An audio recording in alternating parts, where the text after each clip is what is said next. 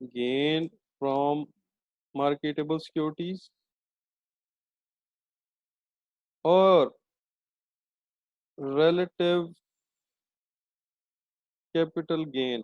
Relative capital gain का मतलब है मैंने कम पैसों में ली और ज़्यादा पैसों में बेच दी, तो कैपिटल गेन के थ्रू भी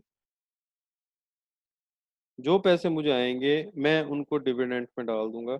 इससे होगा क्या कि मुझे अपने एक्चुअल कैश के अंदर से उनको डिविडेंड नहीं देना पड़ेगा। मेरे पास स्पेयर कैश था, मैंने स्पेयर कैश को उठा के मार्केटेबल सिक्योरिटीज में इन्वेस्ट कर दिया, वहां से जो भी गेन हुआ या इवन वो मार्केटेबल सिक्योरिटीज के पैसे मैंने डिविडेंड में दे दिए और गेन अपने पास रख लिया। इससे मुझे फायदा होगा। थर्ड है हमारे पास free cash flow segment. Free cash flow segment का मतलब ये होता है कि आप मार्केटेबल सिक्योरिटीज में इन्वेस्ट कर देते हैं, बट यू डोंट नो कि आपने इनको किसके लिए इस्तेमाल करना है। आप मार्केटेबल सिक्योरिटीज में इन्वेस्ट कर देते हैं because you have ample spare cash. आपने उसको कहीं भी इस्तेमाल नहीं करना, आपने कोई डिविडेंड भी नहीं देता, but still you have ample cash, आप उसकी मार्केटेबल सिक्योरिटीज इन्वेस्ट कर देते हैं। So there are three kind of investment we used to do in marketable securities. Very first is that we invest in marketable securities for the sake of purpose. If at any time we see any deficiency in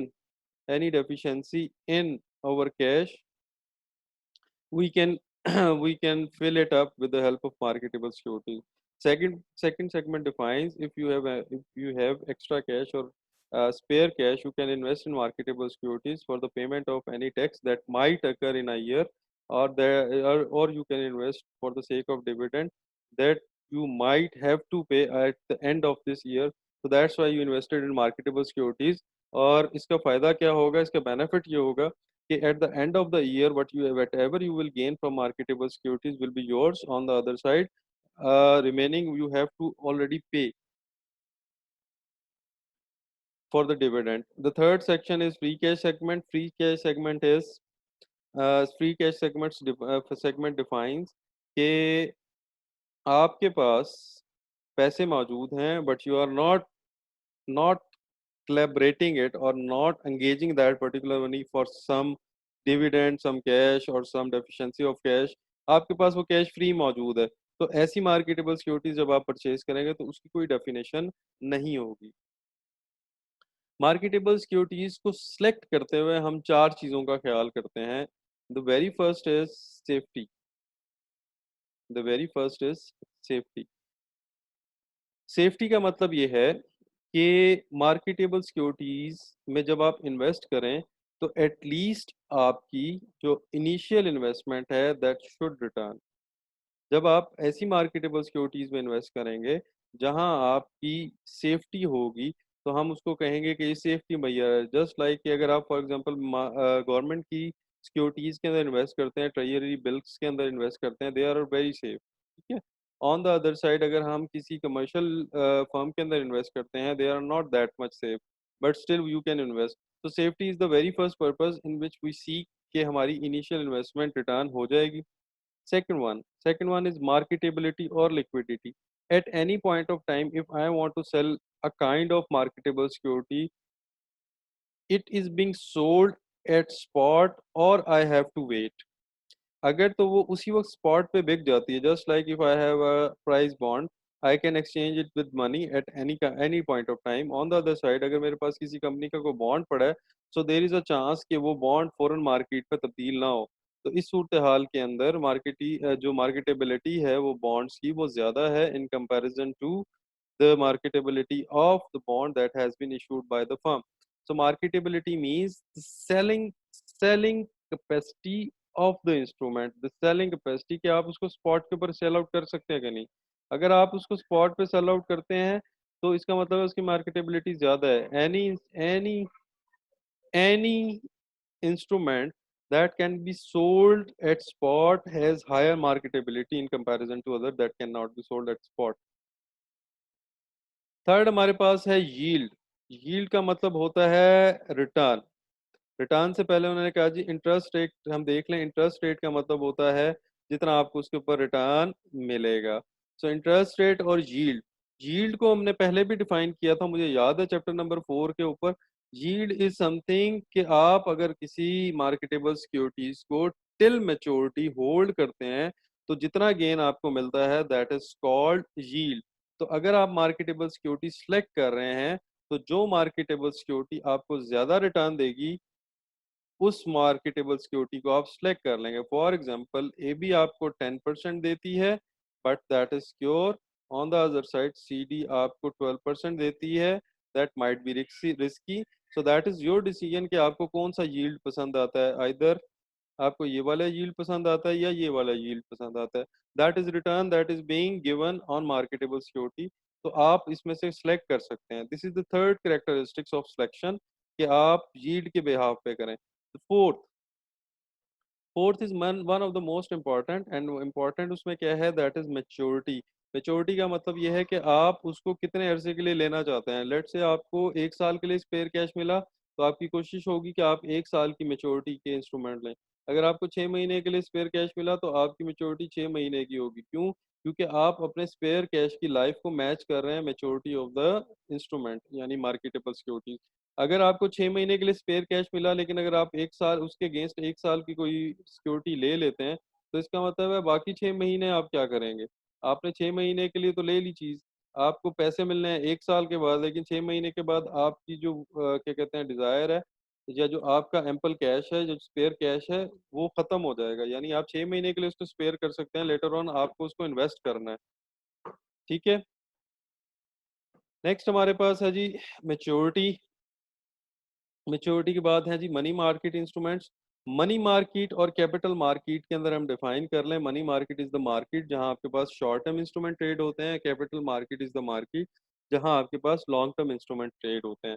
money market instrument short term होते हैं, capital market instrument long term होते हैं। ठीक है। अगर हम capital market की बात करें तो हम शेयर प्राइस की जब बात करेंगे तो शेयर्स बेसिकली लॉन्ग टर्म होते हैं क्योंकि पता नहीं है कब उन्होंने मेच्योर होना है, कब कंपनी ने बाय बैक करना है। तो देयर फॉर शेयर जो है आपके कैपिटल मार्केट में ट्रेड होते हैं। सिमिलरली वो बॉन्ड जिनकी लाइफ मोर देन 10 ईयर्स है they use to trade in capital market.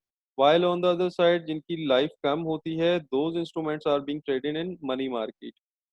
Money market में टी बिल्स होते हैं, treasury bills normally 3 months 5 months 6 months के होते हैं। गवर्नमेंट इशू करती है आपको, आप गवर्नमेंट को पैसे देते हैं, 6 महीने के बाद गवर्नमेंट उसको हायर प्राइस पे वापस ले लेती है। इसको अगर हम डिफाइन करें these are more like zero coupon bond जिसमें आपको लो प्राइस में मिलता है और आप उसको पार वैल्यू पर रिटर्न कर देते हैं।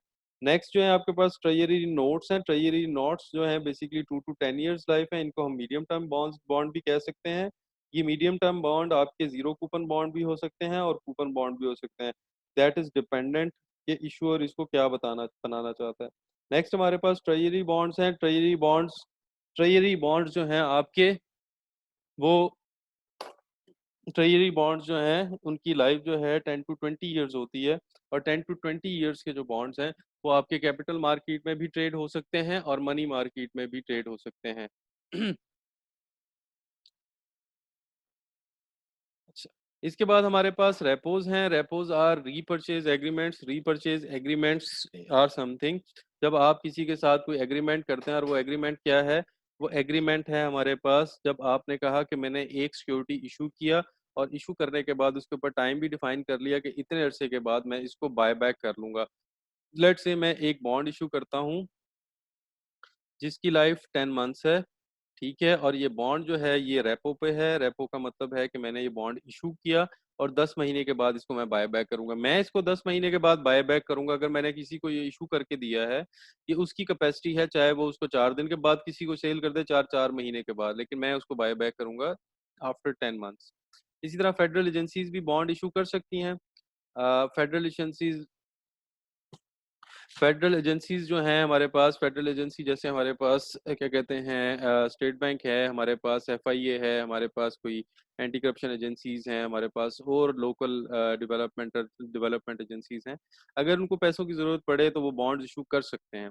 नेक्स्ट है हमारे पास bankers acceptance. Banker acceptance tax check जो होते हैं ये बेसिकली बैंक इशू करता है। बैंक इसको इशू करता है और बैंक के लिए एक्सेप्टेबल्स होते हैं ये। Promise to pay holder the face amount at the maturity. Banker acceptance की हम आसान एग्जांपल लें तो they are more like letter of guarantee. Letter of guarantee में हम करते क्या है, लेटर ऑफ गारंटी में हम करते क्या है, लेटर ऑफ गारंटी में हम बैंक से गारंटी इशू करवा लेते हैं, और लेटर ऑन जब हमारे पास गारंटी के अगेंस्ट हमने पैसे देने होते हैं तो हम उसको एक्सपायरी से पहले ही बैंक से उसके पैसे ले लेते हैं, ताकि हमारा वो क्या कहते हैं, हमारी जो पेमेंट है वो डिले ना हो। आसान एग्जांपल मजीद इसको अगर एलैबोरेट करें तो वो कुछ इस तरीके से हो सकती है। लेट्स से मैंने किसी को सप्लाईज करनी थी, मेरा सप्लायर जो है, जिस जो मेरा एक्सेप्टर है जिसको मैंने सप्लाईज करनी है, वो मुझे कहता है कि गारंटी इशू करवा दे, मैं उसको गारंटी इशू करवा दूंगा, और वो गारंटी ऑब्वियसली बैंक इशू करके देगा। तो वो guarantee bank to bank trade हो सकती है। ट्रेड होने का मतलब है जिसको मैंने गारंटी इशू करवा के दी, वो गारंटी को डिस्काउंट के ऊपर एक बैंक को सेल करे, और उसके बाद फर्दर ऑन जो है वो दूसरा बैंक जो है उसको पैसे दे दे। तो this is just like a bond जो बैंक एक्सेप्ट करता है। Commercial papers are the promissory notes and bonds which are being issued by the firms। ठीक है, जो फर्म इशू करेगी बॉन्ड उसको हम कमर्शियल पेपर कहेंगे। नेक्स्ट है हमारे पास निगोशिएबल सर्टिफिकेट ऑफ डिपॉजिट। अच्छा, निगोशिएबल सर्टिफिकेट ऑफ डिपॉजिट के लिए सबसे ज़्यादा ज़रूरी है कि अगर आपने किसी फाइनेंशियल इंस्टीट्यूशन के साथ कोई निगोशिएशन करनी है, उसके लिए ज़रूरी है कि आपके पास पैसे ज़्यादा हों। पैसे ज़्यादा होने का सादा सा अल्फाज ये है कि अगर आपके पास 10 करोड़ हैं और आप डिपॉजिट करवाना चाहते हैं बैंक में, तो you are in a power to negotiate with the bank because you have a large sum of money. On the other side, if someone is having only 100,000, उसके पास इतना क्या कहते हैं पैसा या इतनी डोमिनेशन ऑफ मनी नहीं है जिसके बेहाफ पे वो निगोशिएट कर सके। सो निगोशिएबल सर्टिफिकेट ऑफ डिपॉजिट उसमें बनते हैं when you have large deposit, large domination amount of money which you want to invest or you want to deposit in a bank, at that time you can negotiate for the term deposit कि मैं पैसे deposit करने लगा हूँ, मुझे इसके ऊपर कितना इंटरेस्ट दोगे क्योंकि मेरे पास लार्ज सम है। Euro dollars obviously, euro dollars जो हैं वो यूरो करेंसी के अंदर जो बॉन्ड इशू होंगे, these are called euro dollars. Pakistan भी ये काम करता रहता है कि यूरो बॉन्ड इशू किए हैं पाकिस्तान ने, यानी यूरोपियन मार्केट के अंदर बॉन्ड इशू किए हैं। इसी तरह स्कूप बॉन्ड इशू किए हैं पाकिस्तान ने यूरोपियन मार्केट के अंदर पैसे गैदर करने के लिए। शॉर्ट टर्म म्यूनसिपैलिटीज भी कर सकती हैं मनी मार्केट प्रेफर्ड स्टॉक।